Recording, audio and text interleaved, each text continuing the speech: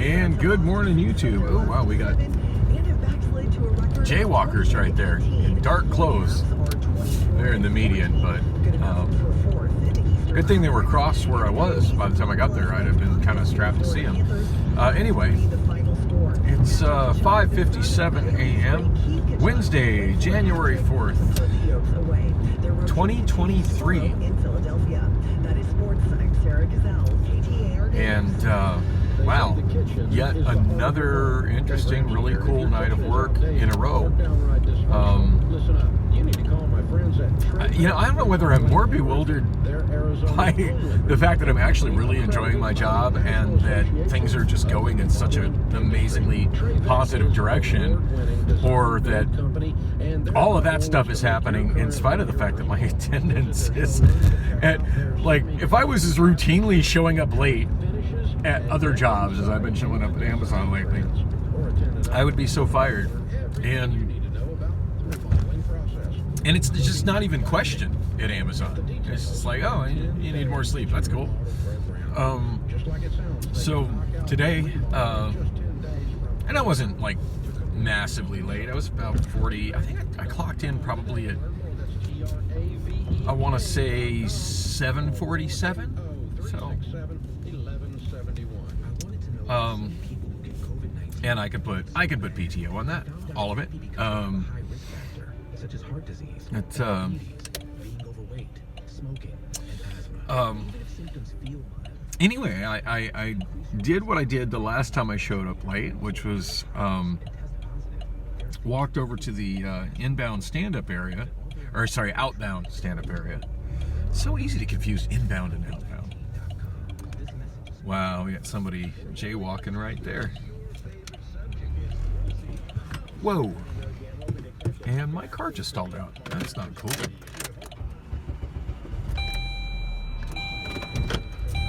I have no idea why it did that. That was very, very unusual. I don't have that problem like ever in this car.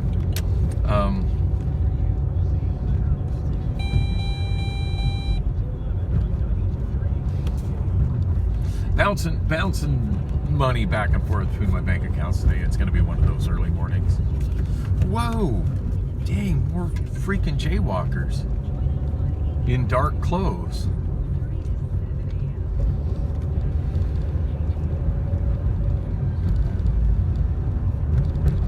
Craziness.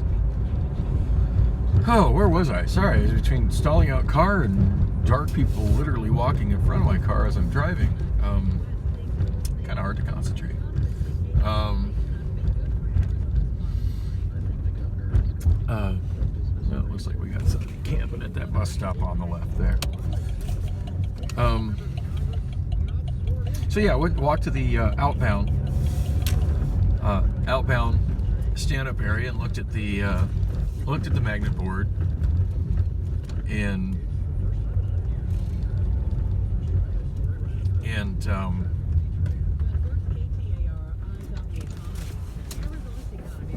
I think this is supposed to be the exit. This drive-through always kind of confuses me. Oh, yeah, not supposed to go in this way. And do I care? No, I don't. I'm just gonna back right up to the ATM because I can. It's like 6 a.m. Nobody cares.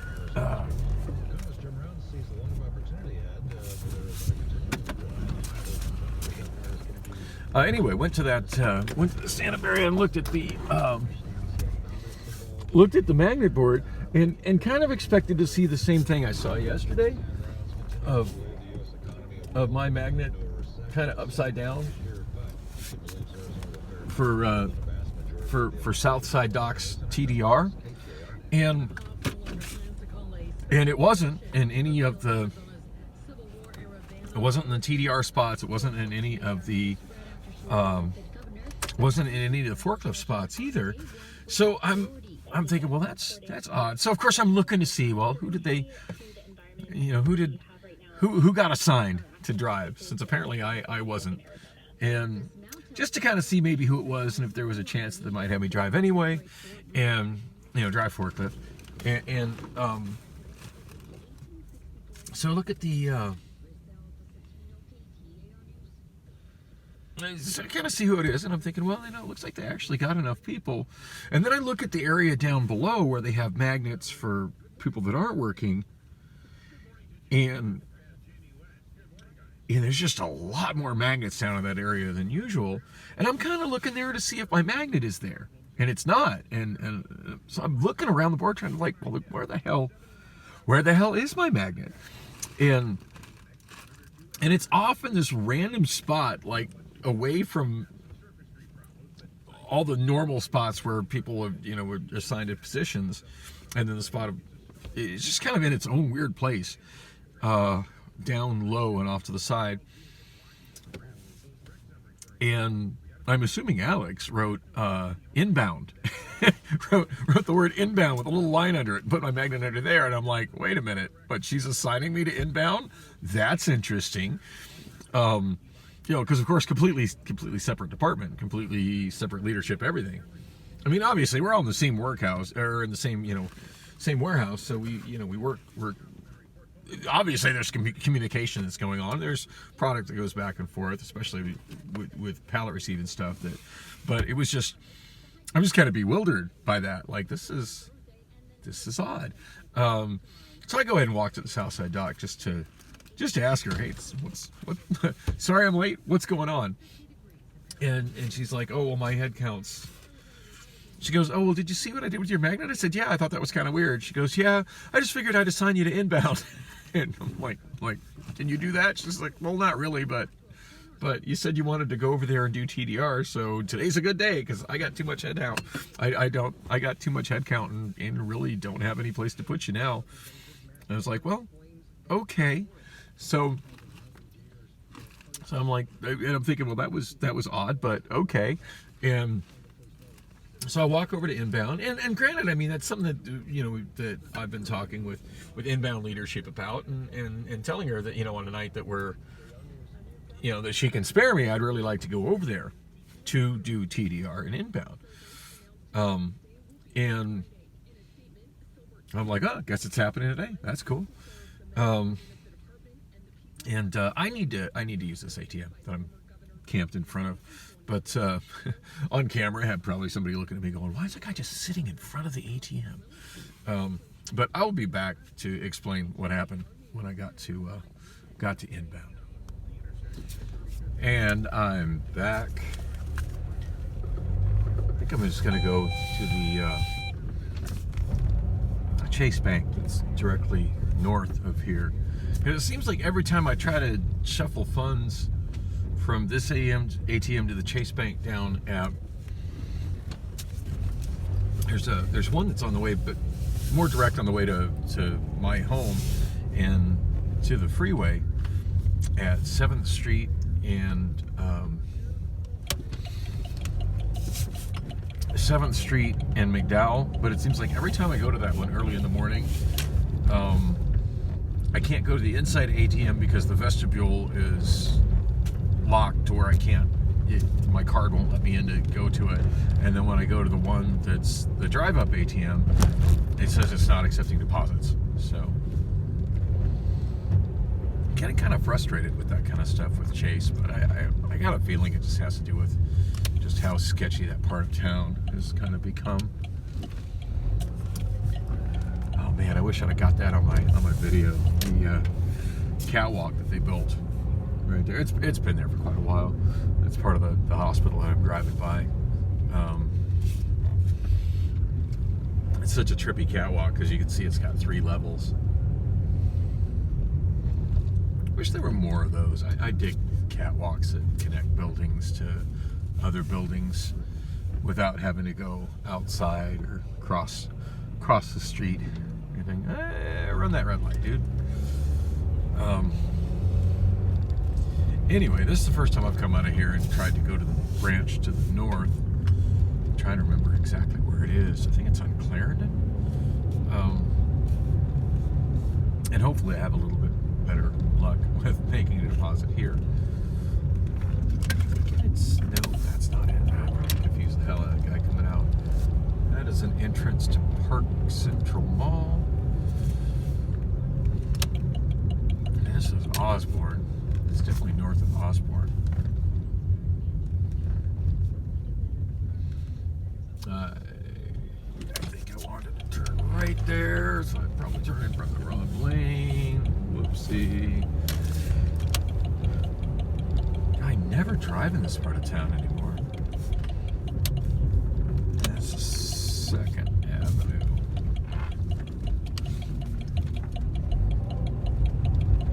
Trying to remember the back way into this bank bridge. I think it's... No, that's not it.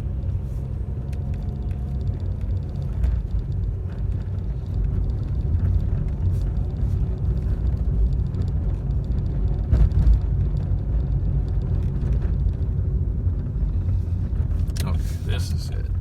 That's the weird street that looks like a driveway. I'm not sure what street this is, though. It's not Clarendon, though. Clarendon's further north. Yeah, there's the Chase branch I was looking for. Haven't come to this one in quite a while. I was going to explain what the heck happened when I got to inbound today, because today was a very, very unique and interesting day at work, unlike any day I've ever had. I'll explain that once I'm done at the ATM here, which hopefully can accept my deposit. This is a much better part of town here, so hopefully they don't have the same weird restrictions going on here. And I'm glad I came to this ATM. That worked really nice. So it's nice to not waste my time with the dysfunctional Chase ATMs down at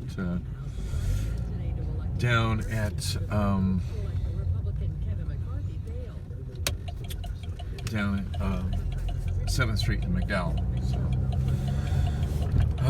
So 6:13 a.m. right now, still Wednesday, and I think I'm just gonna head over to QT, get that same breakfast deal I got yesterday with the two bottles of Mexican soda and two breakfast burritos, because those breakfast burritos are really good. I didn't get the chorizo ones yesterday. I've been getting the chorizo ones. Yesterday I actually got the brisket ones, which were even better. So,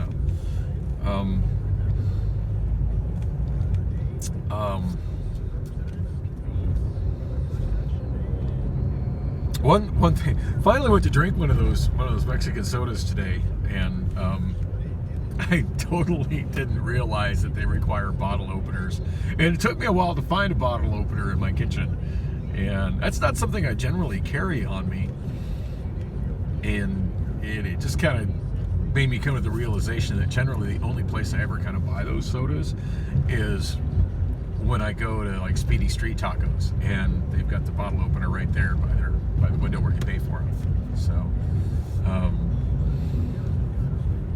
yeah, if I'm going to bring these to work, I'm going to have to bring my own bottle opener with me, because Amazon does not have those handy. Anyway, yeah, that's my next stop. So anyway, get to inbound, and I have no idea who's going to be in charge. I've been kind of hearing through the grapevine that somebody higher up went through and basically switched everybody around as far as leadership, all the PAs and the PGs. Not for any good reason, just kind of do it. I mean, probably just so people are able to work more positions than the position they normally work. And that's something that definitely Amazon, I know, kind of pushes for, and I see that pop up in my A to Z app. There's a part of the app where it basically shows you pointers as far as like, hey, Amazon offers this to you, you might want to try it. As far as like because there's education benefits, there's a lot of programs that Amazon has for employees. They're not the evil, terrible employer that so much of the media tries to make them out to be. And anyway, there's every now and then like videos that things will come up talking about, ways to move up. And one of the things that's always recommended in the stuff that I'm getting from Amazon, as far as like in the app and occasional like email newsletters, that sort of thing, is and I am at McDowell. Actually, I think I want to go this way. I'm trying to think of the best way to get on the I-10. If I was running a little earlier, I could use the carpool entrances, but yeah, too late for that. It's after 6. I think I want to do.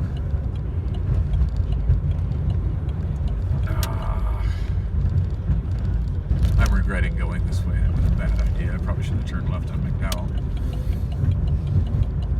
I don't feel like backtracking all the way to 7th Avenue either, but it just occurred to me that I can't turn left onto Portland here because there's no crossing. There's a pedestrian crossing, but there's not a vehicle crossing for the light rail tracks. Go all the way down here to Roosevelt. Oh, look, I'm across from the old KOY building. I always get warm fuzzies every time I see that building. So I got the thrill of working there when I was 19. And the building was at that time owned by Eden's Broadcasting. For KOY AM and FM Phoenix. To view internet pornography in Louisiana, you must prove your age. I'm Kim Commando, brought to you by CarShield. Protect your car from expensive repairs. Visit carshield.com/Kim and save 10%. Deductible may apply. Most people are unaware that in most states, porn is illegal. Louisiana's new law says that any company running a website that intentionally distributes material harmful to minors, that is, if the website material is more than 33 1/3% harmful, in this case porn, it must confirm the age of each viewer. A driver's license works. So far, the only porn site complying is called Pornhub, and it's one out of millions. But what exactly is pornographic? U.S. Congressman Matt Lee from Utah introduced a bill called the Interstate Obscenity Definition Act to define what is porn. The last time this battle was fought was during the Reagan years, and this will be one to watch. Try my new daily podcast called Kim Commando Today. It's 6:19. That's interesting. Joining us from the Valley Chevy Dealers Traffic Center. Thank you, sir. We did add yet another crash. This was going to be on That was a news story that caught my attention. Just saying. Oh, wow. Milk and Honey. There's like a convenience store right there on the right. Milk and Honey Market. I bet that place is crazy overpriced. But wow, what a cool location. And they look like they were open, too. It's wild to me how much this part of town has changed in the last decade. God, and how many years was it since I lived here? I guess it's been over a decade. Let's say I lived down this way in like 2004, 2005, somewhere in there. Partly cloudy today with a high of 65, a low tonight of 40. Anyway, God, before that whole degrees. We'll have a news rain coming back to thing the valley tomorrow about night. Your weather is brought to you porn by laws. Howard Air. Weather replace or repair? Call Howard Air. KTAR News Time. Anyway, as I was saying, so Amazon strongly promotes, this is the best way to kind of move up within the company, is to cross-train and learn as many positions and areas as possible, which I haven't really been striving to do that, but I've been kind of doing it anyway, just mostly just out of my willingness to just kind of, when I've got an option to do something else, I'm like, yeah, well, and I'll always say that I don't know what I'm doing, and what I do know and what I don't know, which just made me think of something completely different off base that was kind of funny. So Friday night, when I was mostly handling all the totes, but then I was doing TDR for Northside outbound, working with Cody. Generally speaking, when I've been doing forklift and and TDR on the south side, I haven't been carrying a radio just because it's such a small department that we could just walk over and talk to each other. It just kind of seems pointless to have a radio. And it's not like North Side is substantially bigger, but it's a little more spread out, especially when you're including, like I'm handling the totes and including 339, because as I've explained before, Dock 339 is its own thing. It's kind of just in its own, it's its own thing in its own place, completely isolated from everything else, which is why I really like working there. But yeah, we ended up working in a completely different area tonight, which I absolutely enjoyed. And they were like, "You got to come back. It was great having you over here." And I'm like, "Well, kind of like my regular position in inbound, or in outbound, but yeah, I'll come back." Anyway, when I was listening, since I had the radio, and for the most part, I'm not doing a whole lot on the radio when I'm over there on the north side. Basically, anytime I open or close a door, I'm just calling it out.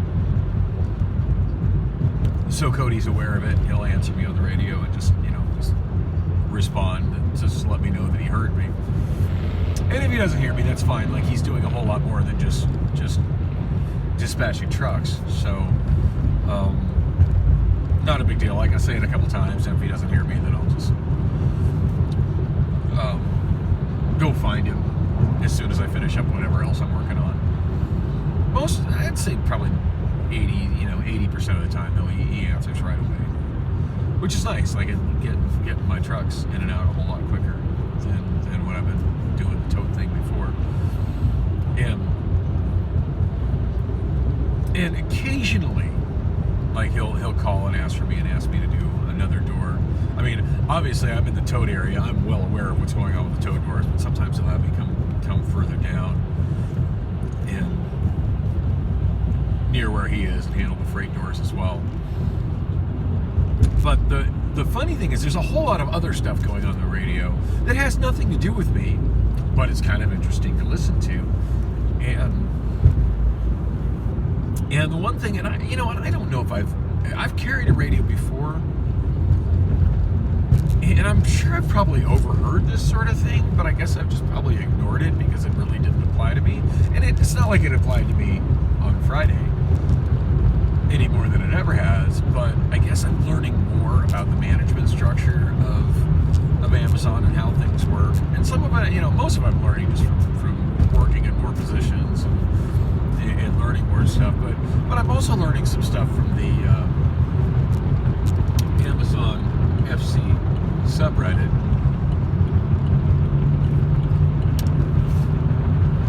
Even though the majority of the people that are on that subreddit are just, grunts that are working entry level, like starter level positions that they hate. But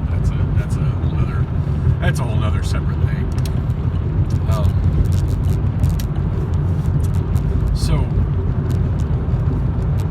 at one point I heard a manager, and I don't know if it was a PA or an AM, and it really doesn't matter, but some manager from Decant, and every department, by the way, has their own channel on the radio. But if you're wanting to communicate with a different department, you just kind of switch to that department's channel, and you and there they are. So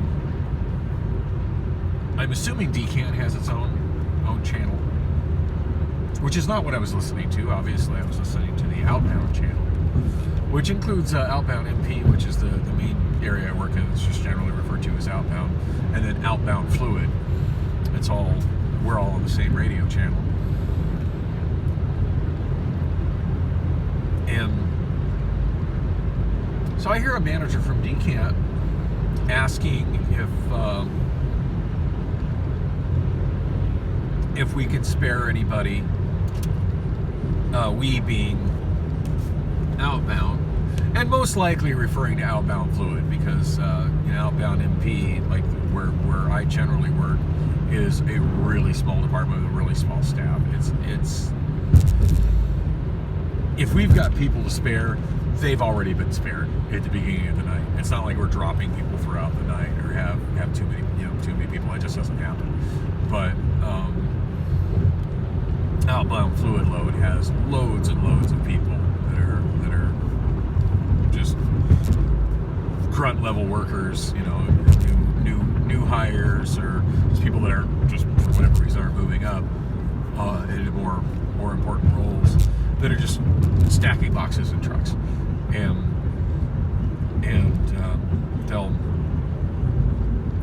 yeah, generally speaking, like one or two people can be spared, and it's not going to really change things for them. So anyway, that's that manager in Decant, which is that's not a department I've worked in, but I understand it's basically just sorting products and totes, sort of comparable to what I was doing in prep, but dealing with small products and totes. So I had the manager from Decant asking if somebody could be spared, and then some manager over in Fluid that I don't know responding and saying, "Oh yeah, we'll send yeah, we're fine on head count. We can send somebody over." And I'm just kind of thinking to myself as I'm like unloading totes on my forklift, and I got my radio laying on my forklift so I can hear it. And I'm thinking, well, that's how they do that. That's interesting. Never really noticed that before. And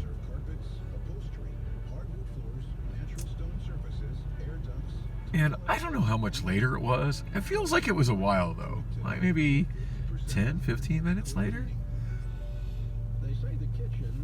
Maybe it wasn't that long. I don't know. But I hear that same manager from Decant back on the outbound radio channel. Kind of frustrated with who got sent to help her, because whoever it was, like, not trained in Decant, absolutely has no idea what they're doing in Decant. And I'm just kind of thinking to myself, like whoever it is over at Fluid that sent somebody to Decant, like, did it not occur to them to maybe ask that person, "Hey, are you trained? Do you know how to work there?" before they sent them? I'm like, wow, you'd think they would have checked that. So anyway, just hearing that exchange was amusing for me, which really has nothing to do with what I did tonight, other than I was carrying a radio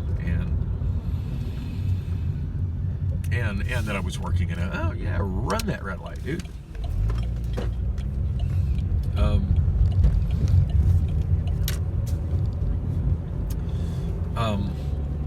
So anyway, as I was saying, I got there, and Alex was like, "Well, go to inbound." So I went to inbound, and I've heard there's been a lot of things changing around. So I wasn't really sure what I was going to be walking into, but I was optimistic it would be, however they shuffled people around. That was my home department for a long time, so the odds are it's going to be people that I know and that are aware that I'm capable of doing, like, multiple higher level, what are referred to as critical roles, even in that department, and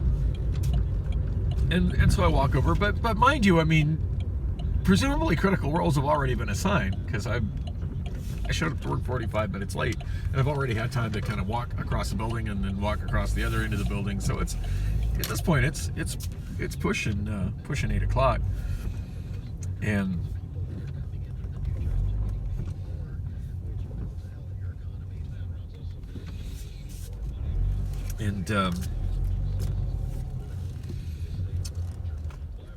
so the PA that was there at the leadership desk is not one that I'm, like, I've met him before, but I've never really worked with him much.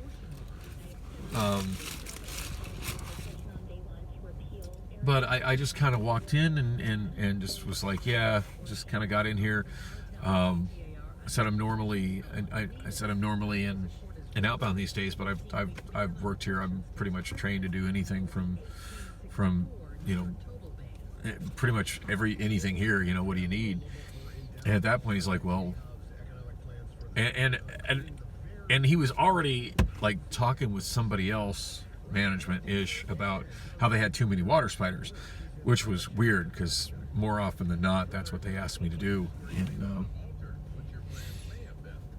Unless I'm already on a forklift, that's what they'd be asking me to do if I drift over to inbound. And so they needed line loaders. I'm like, well, I said I haven't done it in a long time, but I can be a line loader. That's fine. Let's do whatever. I'll do whatever y'all need. So it was wild. I mean, I spent like pretty much until lunch just throwing boxes on the line, which is like kind of something I was doing on my first day or second day. So I would be frustrated if it went back to that being what I do every day, but it feels good to go back and do it every now and then, just for a while. And then while it was going on, I had, as other leadership people were walking by, they're just kind of like, oh, what are you doing over here on Pit 1? I'm just throwing boxes. and I probably wasn't even there an hour before somebody was coming over and like, hey, you're TDR trained now. And I'm like, yeah. I said, I'd like to get some time working TDR here. I said, I know how to do everything TDR. I just don't really know how I know the workflow here is a little bit more intense and involved than what I'm doing over in outbound, but I'm ready to learn. Let's do this. And anyway, they ended up coming and hitting me up maybe about 45 minutes or so before lunch, and like, hey, when you come back after lunch, just after stand up, don't even come back here. Go over to Inbound Fluid, and we'll get you set up with a tablet and a radio. And so it's kind of funny. Like I started, you know, when I started the night, granted like an hour late, like I'm working one of the totally one of the most entry-level positions in the building, like first day, don't know anything kind of position, but I'm just there because that's what they need, and I'm still damn good at doing it. So, and then after lunch, like it's kind of funny, like TDR over in Fluid, and I've been avoiding Fluid inbound for the longest time. Like it used to be a bounce kind of back and forth between line loading and water spidering, and then for the longest time I was like the wood pallet guy, and I would really like only be cool to go over to Fluid to retrieve their wood pallets. Like anytime they talked about me going over and unloading trucks in Fluid, I'd just be like, please no, just no, don't. I remember one time, one of the managers was like, well, it's like, you can either go that or I can send you home. And we're like, oh, send me home, please. If that's the choices, I'll go home. Which felt like kind of a snarky thing to do, but that's pretty much, you know, like, it's like, let me think about that. Spend 2 hours unloading trucks and Fluid or go home. No, I think I'd rather go home, actually. It was a whole different animal today. Like, I wasn't stuck inside of a truck, down stacking boxes inside a truck. While it's not a leadership position, it kind of felt like it was, and I could go into more detail and bore you all to tears with it, but suffice it to say that apparently I was way ahead of the curve, which I kind of figured I would be on what I was doing it, and the funny thing is the AM area manager there, I'm not as familiar with. Like, I've met him before, I've talked to him, but I've never talked with him much. Like, apparently he's kind of come into that area since I've migrated over to inbound by way of prep and receive. But of course everybody else, like most everybody else, knows me. But it's kind of funny, he brought me over and he's introducing me to Joe and to DJ. and they're just laughing like, oh, this was Daniel, and they're just laughing because like I've known and worked alongside both of those guys for like a year. In fact, I was actually line loading next to Joe the last day that he was working as a tier 1 before he got his before he had already got the promotion, but before he started as a level 3 PA, which is the lower level of management. It's like the hourly managers.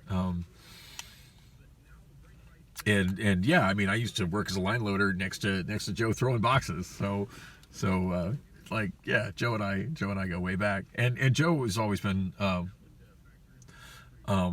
back half. I've always been front half. So we used to only work together on Wednesdays. So I always look forward to it. And then of course, once he got promoted to PA, like that was great. Like, because I was always glad to come in. It's like, Joe's in charge. It's going to be a good night for me.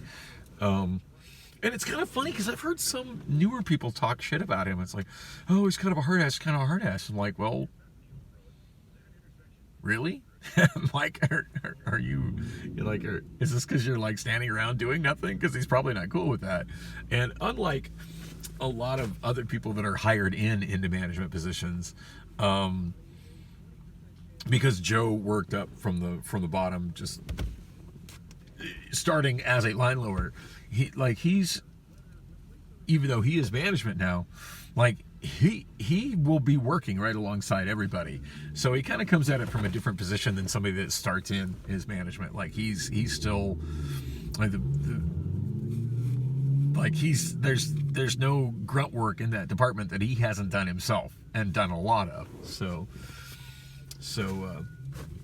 and then of course DJ has always kind of been fluid, but him and I have been like gotten along since, pretty sure I met him the second or third day I worked there.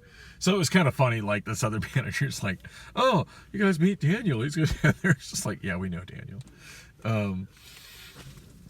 Now there was a PG over there, and that's I don't think I've really explained what a PG is. Basically a PG is almost like a PA in training.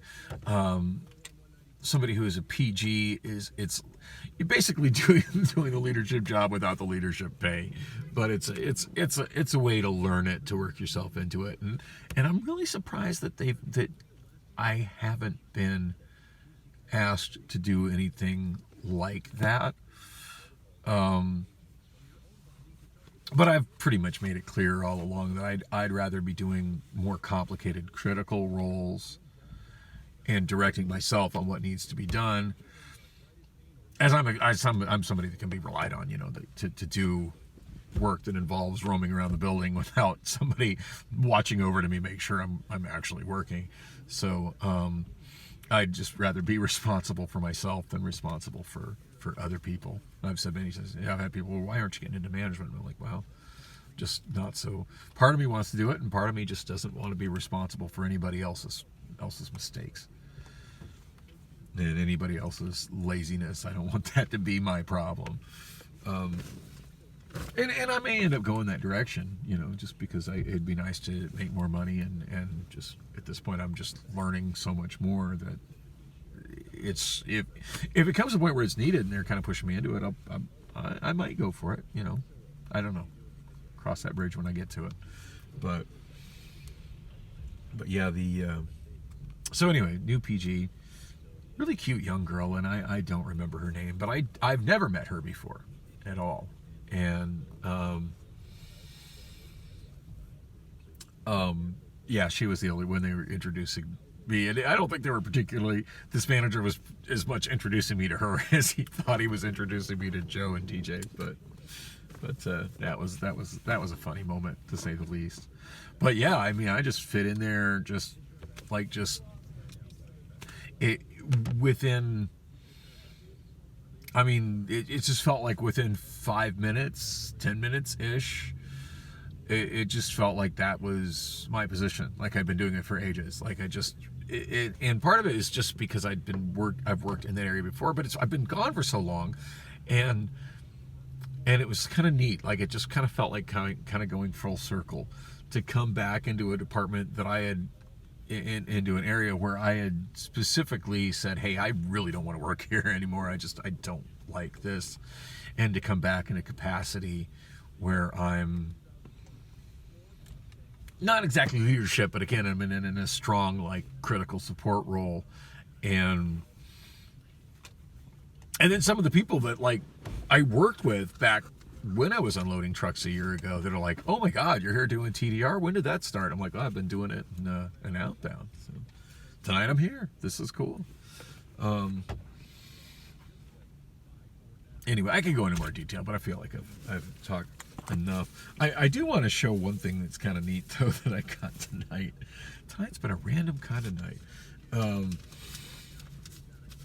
So all the trucks that I unload in inbound are all to, well, I should say they're not all, but they should all be to Amazon loading standards, because anything that, for the most part, I'm just sending trucks out.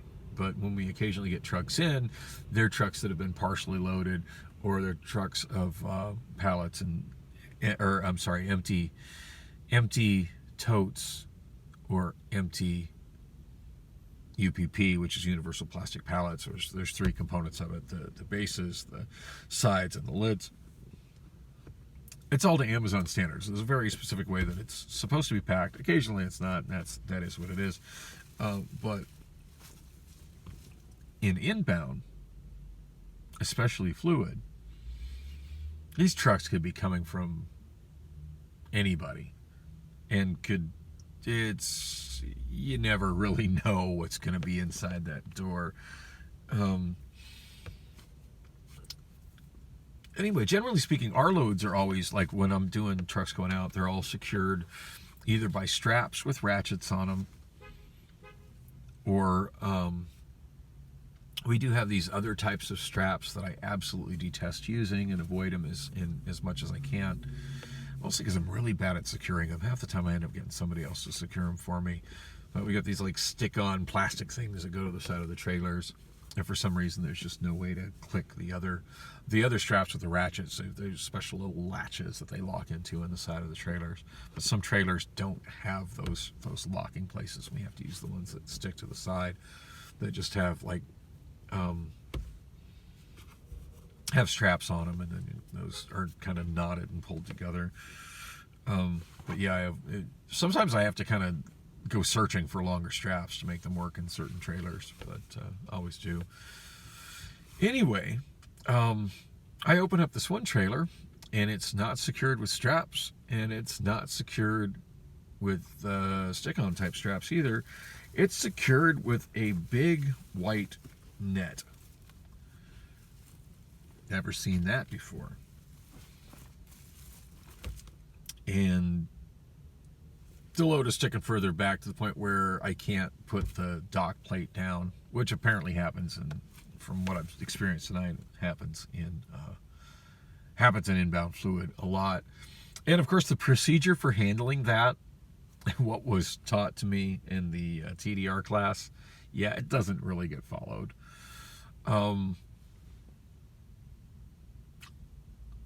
I'm in a critical support role as opposed to a leadership role. So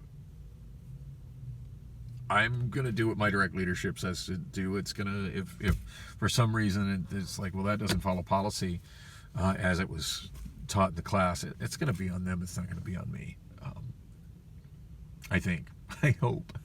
knock on plastic. But anyway, so this particular truck that had the net holding the boxes in was also further back, that basically I had to take down the net, and then we had to take the boxes, the back layer of boxes, down in order for me to put the dock plate in. And the only people, from what I've been understood, the only people that are capable of doing that, well, that are allowed to do that per Amazon policy, is those that are TDR trained. So basically me, and then DJ, and then the young cute girl that are both PGs. I've never met her before, but DJ's been a PG over there for a fairly long time. Seems like it feels like he was already doing that when I got hired, but maybe he fell into that later. as we kind of got to know each other better. But anyway, so DJ and I pulling the boxes down. So I asked him about the net. Because the nets, I'm like, what's up with that? Like, what do we do? What, like, I've never seen that used before. And then he's like, oh yeah, well, here you never know what shit's going to be secured with here. These are all coming from different places. And I'm like, so what do I do with this net now? What do I do with the net now? And he goes, oh, just throw it away. Like, really? I said, well, you know, obviously we're not going to use this net to secure loads because that's not in accordance with any Amazon standards for sending loads out. So what do we do with it? He's like, oh, we just throw it away. I'm like, no, I am not throwing that away. I already had a ladder in place, so I cut the other side down. He's like, what are you doing with it? I said, I think I want to take it home. I want that. That's cool. I said, I bet security will let me take it home. They let me take it, and then told him about the giant piece of bubble, the practically air mattress size chunk of bubble wrap from Prep and Receive. DJ was actually in my training class for Prep and Receive, but he ducked out of there on his second day. I don't know what strings he pulled, but basically said he was played the I'm critical to inbound fluid, I'm a PG card, and they let him get out of it because he hated it over there. I actually like working in Prep Receive. Again, it's the sort of thing that if that was my home, if that was my job every day, I don't think I would like it. But to do it every now and then, I absolutely enjoy it. And the 2 weeks that I was stuck there, for lack of a better term, because I was told I needed to complete that training cycle before I could go back to forklift driving, I did enjoy it. I really did. Like, if that was all I did every day, I don't think I would. But as something to do every now and then to change it up, I enjoy it, and it's come in handy for me in other parts of the building as well. Like every now and then, loading trucks, the palletized totes will become a little disheveled, and I need to kind of restrap them down or whatever, and I'll look in the totes and I see how other people load up their totes, and it makes me feel really good. And there've been times where things get a little disheveled, and at least like now.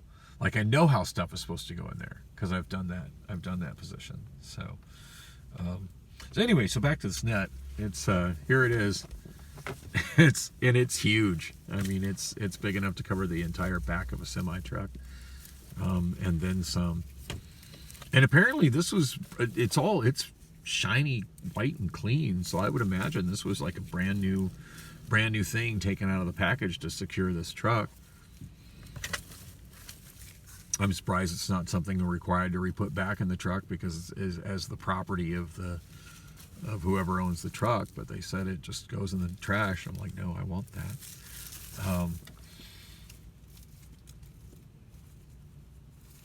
They were laughing. What are you doing with that? I said, I don't know. I'll think of something to it. Make me a hammock or something. And so anyway, once I'm done, I walk over to this kind of shelf where I had my bag with my junk food and other crap that I bring to work with me, which is where Joe was at the control, like by the leadership table, kind of looking over stats and whatnot. And that's where the young, cute female, I wish I could remember her name. She's real sweet, real sweetheart. Worked alongside her quite a bit tonight too. And then she's like, and so at this point, Joe's like, what are you going to do with it? And she's looking really intrigued because I'm like holding this, kind of rolling up this big white net. And she's kind of looking at me. She said, what are you going to do with it? I said, I don't know. I think I'll wrap my girlfriend up in it when I get home. And she just turned all shades of red. So, fun times. Anyway, on that note, I can't believe I've been talking freaking 37 minutes since leaving the bank, mostly just sitting here in front of QT. I'm gonna get my breakfast. I'm actually not going to the girlfriend's. I don't know. Still honestly kind of disappointed with how New Year's weekend went, or should I say didn't go. And I'm back to being